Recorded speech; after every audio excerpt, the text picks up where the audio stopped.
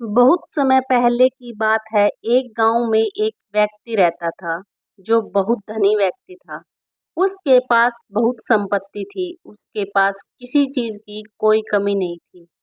उसके चारों ओर उसके परिवार वाले, रिश्तेदार व सगे संबंधी सहयोग देते थे और वह भी उन सभी की हमेशा मदद किया करता था। और वह व्यक्ति हमेशा एक ही बात कहता था कि मैंने भले कुछ कमाया हो या ना कमाया हो, लेकिन मैंने आप लोगों का साथ कमाया है और वास्तविकता में यही मेरी पूंजी है, यही संपत्ति है। वह अपनी दुनिया में बहुत खुश था।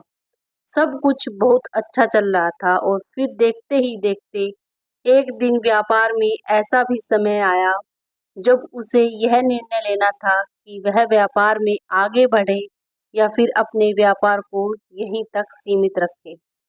यदि वह अपने व्यापार को यहीं तक सीमित रखता तो इसमें भी उसे कोई नुकसान नहीं था, लेकिन यदि वह अपने व्यापार को आगे लेकर बढ़ता तो उसे बहुत ज्यादा मुनाफा मिलता। उसने मन ही मन सोचा, यदि मुझे ज्यादा मुनाफा हो तो मैं और भी लोगों की मदद कर पाऊंगा, मैं और लोगों की सहायता कर पाऊंगा। इसी विचार के साथ उसने अपने सगे संबंधियों, मित्रों से सलाह ली और सभी ने उसे केवल अपने व्यापार को बढ़ाने के लिए ही कहा। उन सभी की बातों को मानकर उसने तय किया कि चलो, आखिर इतने सारे लोग कह रहे हैं तो क्यों ना मैं अपने व्यापार को और उन्नति तक ले जाता हूँ। और यदि कुछ गलत हो भी गया तो इतने सारे लोग मेरे साथ हैं।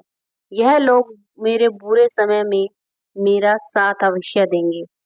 यह सोचकर उस व्यक्ति ने अपने व्यापार को बढ़ाने की हर मुमकिन कोशिश की, बहुत मेहनत की, लेकिन वह अपने व्यापार को बढ़ा ना सका और इसी कारणवश वह अपने पुराने व्यापार पर भी ध्यान न दे सका, जिस कारण उसे व्यापार में बहुत बड़ा नुकसान झेलना पड़ा। देखते ही देखते वह पूरी तरह से कर्ज में डूब चुका था, लेकिन अब भी वह बहुत खुश था। वह यह सोच रहा था कि उसके सगे संबंधी उसका साथ अवश्य देंगे, वह इस कर्ज से जरूर बाहर निकलवा लेंगे। यही सोचकर वह व्यक्ति अपने सभी सगे संबंधी और मित्रों के पास मदद मांगने गया। वह व्यक्ति उन सभी के पास गया जिसकी उसने कभी मदद की थी, लेकिन हर किसी ने उसकी मदद करने से इनकार कर दिया। हर किसी ने कुछ न कुछ बहाना बनाकर उसे मना कर दिया और अब इतनी बड़ी भीड़ में उसके माता-पिता और उसके भाई-बहन के अलावा उसके साथ और कोई खड़ा नहीं था। देखते ही देखते वह व्यक्ति और भी ज्यादा चिंतित रहने लगा। वह बहुत परेशान रहने लगा और उसने अपना आत्मविश्वास भी पूरी तरह से खो दिया था। इस कारण देखते ही देखते हालात बद से बेहतर होते जा रहे थे। अब तो हालात ऐसे हो चुके थे कि उसके घर में खाने के लिए भोजन तक नहीं था और तभी उसके माता-पिता और उसके भाई-बहन ने भी उन सब के लिए उसे ही जिम्मेदार ठहराना शुरू कर दिया। उसे तरह-तरह की बातें सुनाने लगे, तरह-तरह के ताने मारने लगे। उन सब की यह बातें सुनकर वह अंदर ही अंदर टूट चुका था। वह पूरी तरह से बिखर चुका था। तब उसे इस बात का एहसास हुआ कि लगता है अब मुझे एक बार फिर मेहनत करनी पड़ेगी। जैसा सब कुछ पहले था मुझे वह सब कुछ एक बार फिर हासिल करना पड़ेगा। मुझे एक बार फिर धन कमाना पड़ेगा। जैसे तैसे उसने खुद को मनाया, अपने आप को एक बार फिर हिम्मत दी और उसने एक बार फिर खड़े होने का निश्चय लिया। उस व्यक्ति ने एक बार फिर से शुरुआत की और अब की बार उसने पहले से बहुत अधिक मेहनत की। अपना घमंड, अहंकार, अपना अभिमान सब कुछ छोड़कर वह केवल अपने काम पर ध्यान देने लगा। देखते ही देखते समय बदल गया और जो कुछ भी उसने खोया था वह सब कुछ उसने एक बार फिर से पा लिया। जो मित्र, जो सगे संबंधी उसे छोड़कर चले गए थे, वह एक बार फिर से उसके पास आने लगे। वह उससे पहले से भी ज्यादा नजदीकियां बढ़ाने लगे। उस व्यक्ति ने जिन जिन की मदद की थी वे एक बार फिर उसके साथ आ खड़े हुए थे। अब सब कुछ पहले जैसा हो गया था, लेकिन वह अपने आप को अब भी इस भीड़ में अकेला ही महसूस कर रहा था। उसे सबके भीतर एक बनावटी झूठ दिखाई दे रहा था। उसे सबके चेहरे पर एक बनावटी हंसी नजर आ रही थी, एक बनावटी भरोसा नजर आ रहा था। इसी कारण वह सबके पास होकर भी अपने आप को बहुत अकेला महसूस कर रहा था। अब उसे किसी से कोई उम्मीद नहीं थी, किसी से कोई आशा नहीं थी, और देखते ही देखते सबके बीच रहकर भी वह भीतर ही भीतर घुट रहा था। वह अपने आप को अत्यंत अकेला महसूस कर रहा था। वह किसी ऐसे व्यक्ति की तलाश में था जो उसके अकेलेपन को दूर कर सके, जो उसकी अकेलेपन की इस परेशानी से उसे बाहर निकाल सके, जो उसके सुख और दुख में उसका साथ दे सके, उसके साथ खड़े हो, जो कभी उसे धोखा ना दे। वह ऐसे ही व्यक्ति की तलाश कई महीने तक करता रहा, और आखिरकार उसे एक ऐसी लड़की मिली जिस पर वह आंख बंद करके भरोसा कर सकता था। उस व्यक्ति को वह लड़की बहुत पसंद थी और वह उससे शादी करने के लिए भी तैयार था। एक दिन की बात है, उस व्यक्ति ने उस लड़की से पूछा, क्या तुम हर परिस्थिति में मेरा साथ दोगी? इसके जवाब में वह लड़की कहती है, हाँ, मैं तुमसे वादा करती हूँ कि हर स्थिति में तुम्हारे साथ ही रहूंगी, फिर चाहे समय कैसा भी क्यों ना हो। मैं कभी नहीं बदलने वाली, मैं तुम्हारे साथ हमेशा खड़ी रहूंगी। लेकिन एक दिन उस व्यक्ति के मन में ख्याल आया कि कहीं यह भी बाकी लोगों की तरह बदल ना जाए, कहीं यह लड़की भी उसे धोखा ना दे दे। इसीलिए एक दिन उस व्यक्ति ने उस लड़की को अपने पास बुलाया और उस लड़की से कहता है, देखो, मैं कोई अमीर व्यक्ति नहीं हूँ, यह जो भी शान और शौकत है तुम देख रही हो, यह मेरी नहीं है, यह तो मेरे छोटे भाई का है। मैं तो बस इसे चला रहा हूँ, मैं तो बस इसकी देखभाल कर रहा हूँ। वास्तविकता में तो इन सब का मालिक वही है, और वैसे भी मैं इतनी सारी धन दौलत लेकर क्या करूँगा? मुझे तो केवल तुमसे प्यार है, और शादी के बाद मैं तुम्हें लेकर कहीं दूर चला जाऊंगा। कहीं दूर जाकर हम अपना एक छोटा सा घर बसाएंगे। हम वहां पर खुशी खुशी अपना जीवन बिताएंगे। उस लड़के की यह बात सुनकर वह लड़की मुस्कुराते हुए उस लड़के से कहती है, तुम भी कितने भोले हो। अगर यह व्यापार तुम चला रहे हो, इसकी बागडोर तुम्हारे हाथों में है, तो तुम इसे अपने नाम पर भी करवा सकते हो। आखिर तुम्हें इसमें कितना समय लगेगा? जब तुम यह व्यापार अपने नाम करवा लोगे, तभी मैं तुमसे शादी करूंगी, वरना मुझसे शादी करने का ख्याल मन में भी मत लाना। यह सोचकर वह व्यक्ति जोर से हंस पड़ा और वहां से चला गया। उस लड़की की बात सुनकर उस व्यक्ति के दिल को बहुत चोट पहुंची थी। वह अंदर ही अंदर पूरी तरह से टूट चुका था। अब उसे किसी से भी कोई उम्मीद नहीं रह गई थी। अब तक उसके जीवन में इतना अकेलापन नहीं था। अब वह अपने आप को अकेला महसूस कर रहा था। चारों तरफ हर कोई उससे झूठ कह रहा था। चारों तरफ हर किसी के चेहरे पर झूठी हंसी और झूठा मुखौटा था। उसे किसी पर अब भरोसा नहीं रह गया था, और भीतर ही भीतर उसका अकेलापन उसे खाए जा रहा था, जिस कारण वह बहुत परेशान रहने लगा। वह बहुत चिंतित रहने लगा था।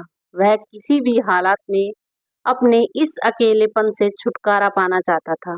एक दिन की बात है, वह व्यक्ति सैर करने जाता है, अपने नगर से बाहर निकल गया, और अपने नगर के बाहर निकलते ही उसे कुछ ही दूरी पर एक आश्रम दिखाई दिया। वह व्यक्ति उस आश्रम में जा पहुंचा। वहां पर बहुत शांति थी, बहुत सुकून था। उसे वहां की शांति बहुत अच्छी लग रही थी, जिस कारण उसका अकेलापन भी मिट रहा था। वह व्यक्ति उस आश्रम के बाहर बैठ गया और उस शांति का अनुभव करने लगा। तभी उसके सामने एक बौद्ध भिक्षु खड़े हुए और उन्होंने उस व्यक्ति से कहा, मन को सुकून मिला। इस पर वह व्यक्ति उन बौद्ध को देखकर खड़ा हो गया और उन्हें प्रणाम करके कहता है, हे गुरुवर, यहाँ कितनी शांति है, यहाँ कितना सुकून है। और बाहर की दुनिया तो हर कोई हमें लूटना चाहती है, हर कोई हमें तकलीफ देना चाहता है। इस पर वह बौद्ध भिक्षु उस व्यक्ति से कहते हैं, आखिर तुम्हारी समस्या क्या है? तुम मुझे खुलकर बता सकते हो।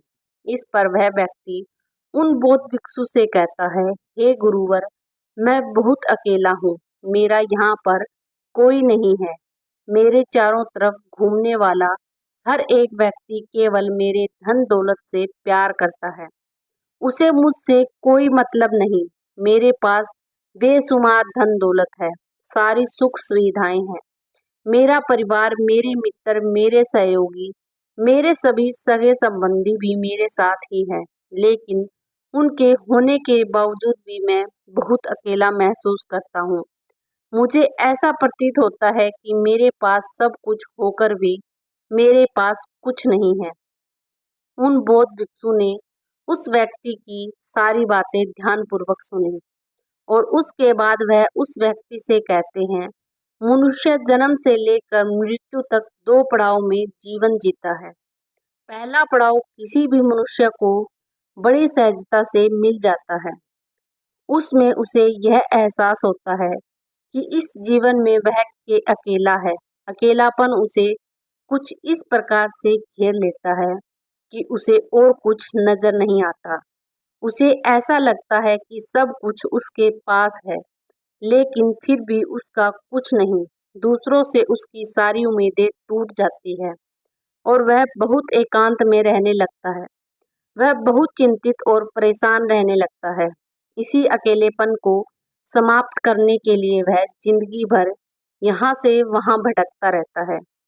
वह इस संसार में तरह तरह की चीजों को पाना चाहता है जिससे उसका एकांत मिट सके, परंतु वह यह भूल जाता है कि यह सारी चीजें तो एक ना एक दिन उसके हाथ से छूट ही जानी है। अंत में तो उसे सिर्फ अकेले ही जाना है और अधिकांश लोग इसी चक्कर में फंसे रह जाते हैं। वह इस अकेलेपन को भरना तो चाहते हैं पर कभी भर नहीं पाते। तभी वह व्यक्ति उन बौद्ध भिक्षु से कहता है, हे गुरुवर, किंतु यह तो पहला पड़ाव हुआ और अगर पहले पड़ाव में ही हमारा जीवन समाप्त हो जाता है तो हमारे जीवन में दूसरा पड़ाव कब शुरू होगा? इस पर वह बौद्ध भिक्षु मुस्कुराने लगे और उस व्यक्ति से कहते हैं, हम मनुष्य हैं और हमें अपने जीवन की यात्रा करने के लिए एक निर्धारित समय मिलता है और हम में से अधिकांश लोग अपने जीवन की यात्रा के लिए जो उन्हें समय मिला है जन्म से मृत्यु तक का, वह उसी पड़ाव में फंस कर रह जाते हैं। वह उससे कभी नहीं निकल पाते। वह अपने जीवन को उस दूसरे पड़ाव तक ले ही नहीं जा पाते क्योंकि हम अपने जीवन में उस व्यक्ति तक पहुंच ही नहीं पाते जो हमें अपने जीवन की यात्रा में दूसरे पड़ाव पर ले जा सकता है, जो हमारे जीवन से अकेलेपन को समाप्त कर सकता है और अकेलेपन की इस यात्रा का दूसरा पड़ाव है। तभी वह व्यक्ति उन बौद्ध भिक्षु से कहता है, हे गुरुवर, आखिर ऐसा कौन है जिसके जीवन में आने के बाद हमारे जीवन का अकेलापन समाप्त हो जाता है? मुझे तो आज तक कोई ऐसा नहीं मिला। मुझे तो जो लोग भी मिले वे सभी मुझे धोखा देना चाहते हैं। वे सभी मेरी संपत्ति चाहते हैं। हे गुरुवर, कृपया करके मेरा मार्गदर्शन करें। इस पर वह बौद्ध भिक्षु उस व्यक्ति से कहते हैं, वह कोई और नहीं बल्कि वह तुम खुद ही हो। तुम जिस खुशी को, जिस एकांत को बाहर ढूंढ रहे हो, वह कहीं और नहीं बल्कि तुम्हारे भीतर ही है। क्या तुमने कभी खुद को खोजने का प्रयास किया है? क्या तुमने खुद को कभी जानने का प्रयास किया है? तुम्हारे जीवन का सबसे बड़ा शुभचिंतक कोई और नहीं बल्कि तुम ही हो।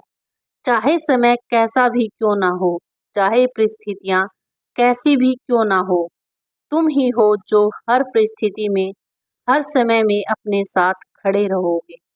फिर ऐसे में तुम दूसरों का भरोसा क्यों करते हो?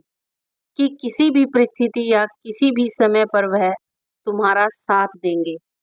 जब तुम्हें समय खुद पर भरोसा नहीं, तब तुम खुद को ही नहीं जानते, तो तुम दूसरों पर भरोसा कैसे कर सकते हो? फिर वह बौद्ध भिक्षु उस व्यक्ति से कहते हैं, जिसने खुद को जान लिया, जिसने खुद से प्रेम करना सीख लिया, जिसने खुद पर भरोसा करना सीख लिया, वह जीवन की यात्रा के दूसरे पड़ाव पर पहुंच ही जाता है और उसका अकेलापन भी हमेशा के लिए समाप्त हो जाता है और उसे एकांत प्राप्त होता है। अकेलेपन एक ऐसी अवस्था है जहां हमें दूसरों की तलाश होती है। हमें ऐसा लगता है कि कोई दूसरा ही हमें इस अवस्था से बाहर निकाल सकता है। वह हमारे मन के भीतर इस कमी को दूर कर सकता है।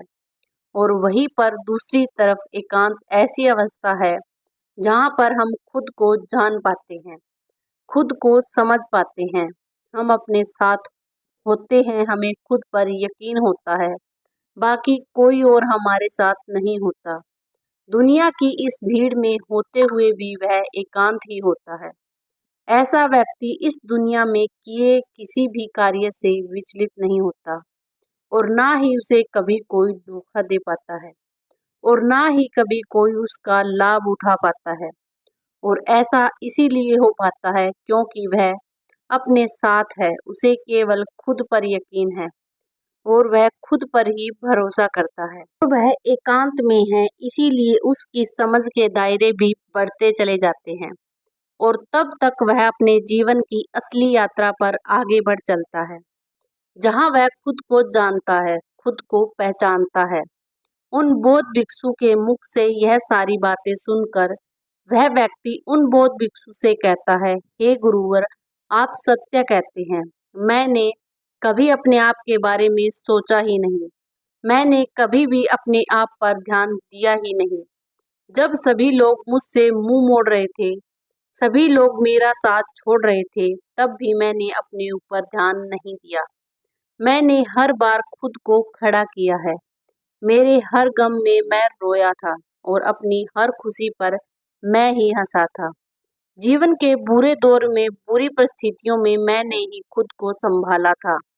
हे गुरुवर, मैं खुद के इतना नजदीक था, लेकिन फिर भी मैं अपने आप पर कभी ध्यान नहीं दे पाया और अपने जीवन काल में केवल उन लोगों के पीछे भागता रहा, उन लोगों को ढूंढता रहा जिस पर मैं भरोसा कर सकूं, जिसके कारण मेरे जीवन का अकेलापन दूर हो सके। लेकिन अब मेरे ऊपर जो अकेलापन का बोझ था वह हट चुका है और अब मैं आगे की यात्रा करना चाहता हूँ। अर्थात मैं अपने एकांत में जाना चाहता हूँ, जहाँ मैं केवल मैं ही रहूं और किसी के लिए कोई जगह ना हो।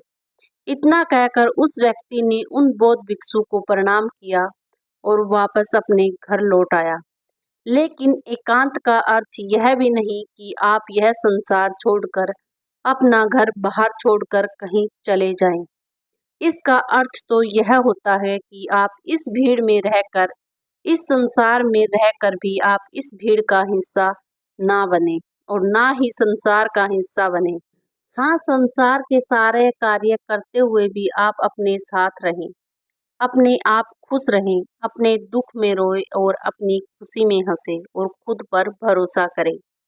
तो दोस्तों, आज की यह वीडियो आपको कैसी लगी? अगर वीडियो अच्छी लगी हो तो वीडियो को लाइक, शेयर एंड चैनल को सब्सक्राइब करना ना भूलें।